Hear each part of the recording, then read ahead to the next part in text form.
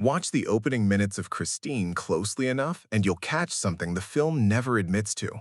A red two-door coupe rolls down an assembly line in Detroit, 1957, surrounded by cars that are every color but red. It's the image most people remember first. It's also a lie. Every 1958 Plymouth Fury that ever left a factory came in exactly one color: sandstone white body, buckskin beige interior, gold anodized trim. That was the only combination Plymouth offered, full stop, no options, no exceptions.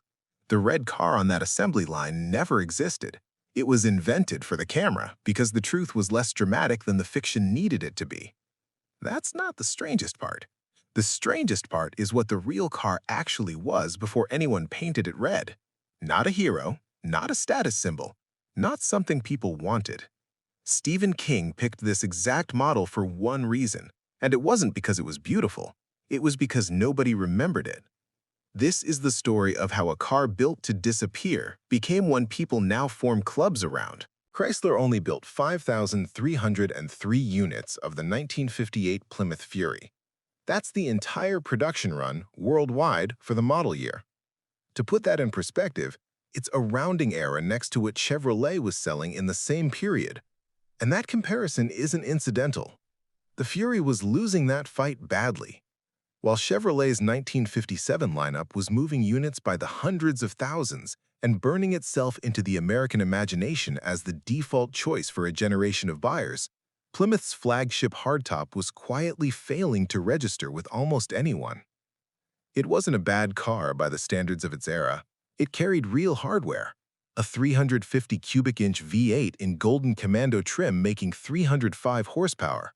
A torque flight push-button automatic that was considered one of the smoothest transmissions built at the time, and styling that came straight out of Virgil Exner's Forward Look program, the design language that reshaped Chrysler's entire identity in the mid-1950s. Long hood, short deck, low 53.5-inch roofline, tail fins that Plymouth's own marketing insisted weren't fins at all. They called them stabilizers, because admitting they existed purely for drama apparently felt too honest even for 1958. None of it mattered. Buyers weren't choosing it. It sold in the thousands while its competitors sold in the hundreds of thousands. And within a few years, it had settled into the place most forgettable cars settle into. A footnote, a curiosity for people who specifically collect obscure Mopar trivia, and nothing more. Stephen King knew exactly what he was doing when he picked it. He said directly that he chose the Fury because it had been almost completely forgotten. The novel needed a car that mirrored its human lead, Arnie Cunningham, a teenager nobody noticed, overlooked and unremarkable right up until the moment he wasn't. King didn't want an icon. He wanted the automotive equivalent of a kid who eats lunch alone. The metaphor only works if the car starts out invisible. That's the piece almost nobody clocks when they watch the film today. The car everyone now associates with menace and obsession was cast specifically because it read, in 1978 and in 1983, as nothing at all. Here's where it gets more complicated than a simple mirror the metaphor choice, because the production didn't actually get to use the car King wrote. In the novel, Christine is a 1957 four-door Fury. 4 doors, not 2, a detail that matters more than it sounds like it should. When Bill Phillips adapted the 471-page novel into a screenplay and John Carpenter came aboard to direct, someone made the call that a 2-door car would simply look more cinematic.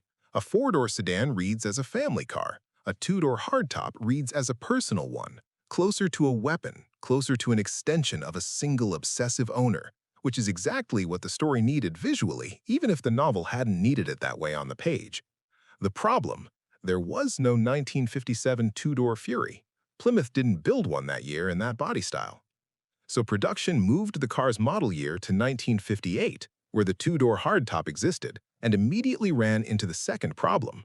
A model that sold in the low thousands new 25 years earlier was not sitting in driveways waiting to be bought. Columbia Pictures placed classified ads across the country hunting for them. Sources disagree on exactly how many cars the production ultimately acquired. The number ranges anywhere from 20 to 28 depending on which account you read, and that inconsistency itself tells you something about how scattered and improvised the sourcing effort actually was. What's consistent across every account is that genuine 1958 Furies were hard enough to find that the production had to pad the fleet with Belvederes and Savoys, cheaper trim levels of essentially the same body, dressed up with repainted trim and added chrome to pass as Furies on camera. Real Furies, real Belvederes, real Savoys, some of them cannibalized for parts before they ever made it in front of a camera, all standing in for a single car that on paper barely existed in the collector world at all. The production wasn't casting an icon, it was scrambling to build enough copies of a car nobody had bothered to keep. When Christine opened in December 1983, the film made about $21 million against a $10 million budget. Solid, not spectacular, the kind of opening that gets filed away rather than celebrated. Critics treated it as a respectable Carpenter picture, not a landmark one. But something specific happened with audiences that didn't happen with the box office numbers. The car became the story people told each other about the movie. Not Arnie, not the human cast. The red coupe with the self-repairing body and the radio that only played oldies. People who couldn't name another detail from the film could describe the assembly line shot, the single red car surrounded by white ones, the moment that, as established earlier, never actually happened the way the film shows it. The fiction became the thing people remembered as fact. That's an unusual kind of reception. Most films that get remembered for their vehicles are remembered because the vehicle was already desirable before the cameras rolled. An Aston Martin, a Trans Am, something with pre-existing cultural weight the production borrowed rather than built. Christine inverted that completely. The car had no cultural weight to borrow. Whatever weight it has now, the film manufactured entirely on its own, using a model so obscure the production could barely find enough of them to shoot with. This is where the actual scale of what happened becomes visible, and it's worth sitting with the numbers plainly rather than rushing past them.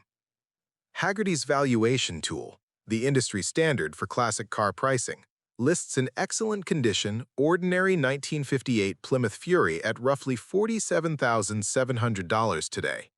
That's a fair, well-supported figure for the car on its own merits.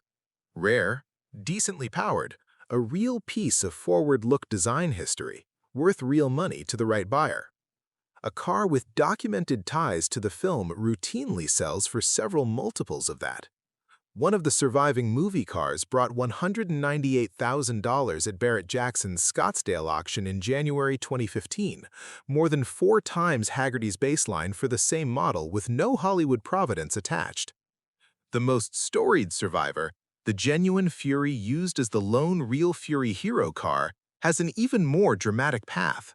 Originally raffled off and won by a private individual named Scott Edminster, later sold, later still passing through Barrett-Jackson into the hands of collector Ron Pratt, sold again in 2015, and now resting at the Rochester Auto Museum in New York, with recent estimates putting its value between $400,000 and $500,000.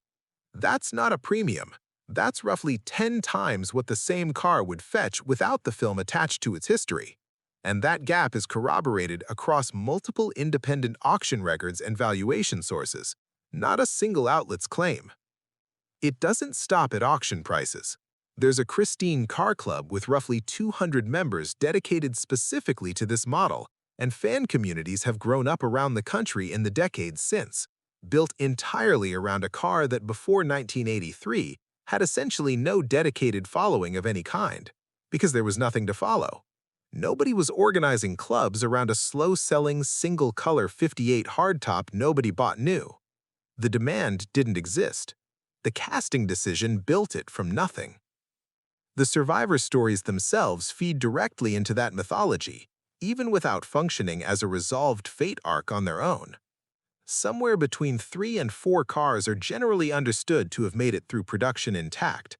Sources genuinely disagree on the exact count, and that's worth stating as unresolved rather than picking a number to sound authoritative. What's better documented is what happened after. One of the wrecked stunt cars was eventually reassembled almost entirely from salvaged parts by a restorer named Martin Sanchez, effectively building a single complete Christine out of the wreckage of more than 20 others. A car that is, in a strange and literal sense, made of every other Christine that didn't survive. It's not a tidy resolution. It's a car built from the ruins of its own production, which is arguably a more honest ending than a clean one would have been. None of that, the survivor count, the Sanchez build, the museum placement, is being told here as its own closed chapter. It's evidence. It's what the repositioning actually looks like when you follow the money and the metal far enough to see where they ended up. A forgotten car doesn't end up split between a museum, a private collector's estate, and a scratch-built tribute pieced together from its own wreckage. An icon does. None of this is inaccessible if you're actually looking to get close to this car today, but it splits sharply into two very different paths, and it's worth understanding both before you start shopping. Genuine movie-used survivors are effectively off the market in any practical sense. There are only a handful of them, their ownership is documented and traceable, and when one does change hands, it happens at auction houses like Barrett-Jackson or Mecum at prices in the hundreds of thousands. That's not a car you casually acquire. That's a car you watch sell, the way you'd watch any museum piece cross a stage. The far more realistic path is a genuine, unrelated 1958 Fury or its Belvedere and Savoy siblings from the same body, cars that share the platform, much of the sheet metal, and the era without carrying any film history or film pricing. These exist in the collector market at prices far closer to that $47,700 baseline, and a growing number of owners build tribute cars deliberately. Correct paint, correct trim, correct two-door hardtop proportions finished to match the film's red and white scheme rather than the factory's one true color combination. Because the Fury, Belvedere, and Savoy share so much structurally, sourcing a donor car is more realistic than most people assume. The challenge tends to be trim and interior details specific to Fury spec, not the fundamental car underneath. Parts availability sits in a reasonable middle ground. This isn't a mainstream restoration project with parts on every shelf, but it's also not an orphaned platform. Mopar's collector community is deep enough that reproduction trim, gold anodized brightwork, and mechanical parts for the 318 and 350 V8s are sourced by specialists who deal specifically in 1957-1958 forward-look Chrysler products. The gap between $47,700 and $500,000 isn't really about a car. It's a reminder that value, cultural or financial, isn't fixed by what a thing was built to be. It's assigned, sometimes entirely after the fact, by whoever decides to pay attention to it. Nobody at Chrysler in 1958 was building a car meant to be remembered. They built 5,303 of them, sold them quietly, and moved on to the next model year without a second thought. A quarter-century later, a production crew went looking for a nearly extinct car specifically because no one else wanted it. And in doing that, they gave it the exact thing it was never designed to have. Somewhere outside Rochester, New York, there's a museum with a red and white two-door hardtop sitting under gallery lighting, worth roughly 10 times what an identical car without its history would bring at the same auction house. It's not a hero car. It was never supposed to be one. That's the part of the story the film never has to tell you because by the time the credits roll, you've already forgotten there was ever a version of this car nobody wanted.